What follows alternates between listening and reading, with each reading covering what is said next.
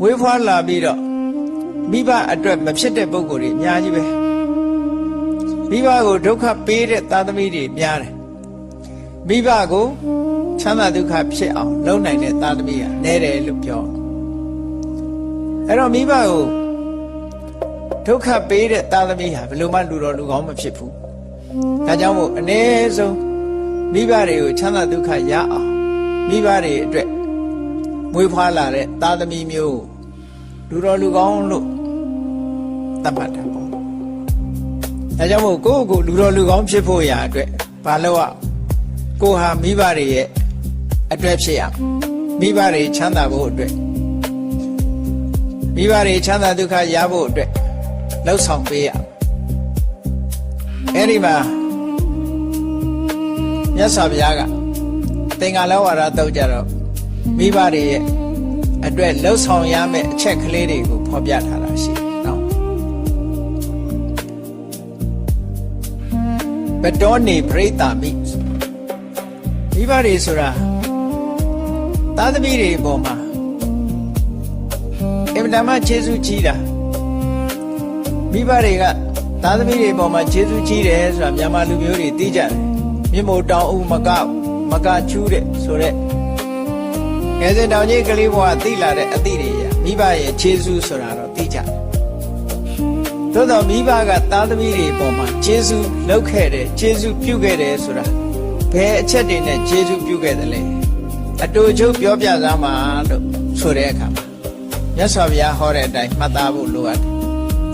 မိဘကသားသမီးကိုကျေးဇူးပြုတာအချက်၃ချက်ရှိတယ်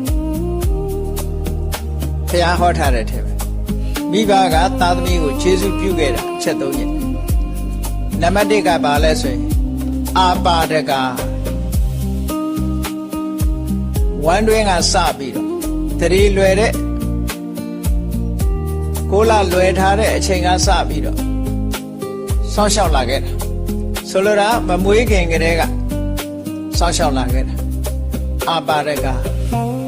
အကာအကွယ်တွေပေးတယ်စောင့်ရှောက်ခဲ့တယ်ဝေးလာပြီးတဲ့နောက်မှာလည်းမချင်စားသည်မကိုက်အောင်ကာကွယ်ပေးတယ်စောင့်ရှောက်တယ်အပူအေးမမိအောင်ကာကွယ်ပေးတယ်စောင့်ရှောက်ပေး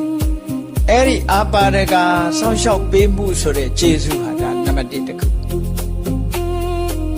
နံပါတ်2ကဘာလို့ဆိုပောတကမိဘတွေကကျွေးတယ်ဝေးလာတဲ့အချိန်ကစပြီးတော့နိုးတိုက်တယ်စားနိုင်တဲ့အချိန်ကစပြီးတော့ကျွေးလာတယ်တချို့မိဘတွေများသားသမီးအိုဒီထိအောင်ကျွေးသွားတာရှိတယ်အဲ့တော့သားသမီးကိုမိဘကကျွေးတယ်လူသားတွေနေမကဘူးတိရစ္ဆာန်တွေလည်းပဲတူတူပဲသူတို့သားသမီးလေးတွေကိုကျွေးတာပဲစောင့်ရှောက်တယ်ကျွေးမွေးတယ်ဒါမိဘတွေကသားသမီးတွေပေါ်မှာလုပ်ခဲ့တဲ့ကျေးဇူးတွေပဲလောကလူသားတွေကပြောလို့ရှိကြတယ်ထမင်းလေးတနတ်ကျွေးရင်ရေလေးတစ်ခွက်တိုက်ရင်ကျေးဇူးတင်ပါတယ်လို့ပြောကြတကယ်ကျေးဇူးတင်လိုက်တာကမိဘနောက်တစ်ခုကဘာလို့ဆိုဣမတ္တလောကတထတ္တိတာတော့ဒီလောကကြီးကိုစုံစည်းပေးတာသို့မဟုတ်ဒီလောကကြီးကိုမြင်ခွင့်ပေးတာဒီလောကကြီးနဲ့တွေ့ဆုံခွင့်ပေးတာ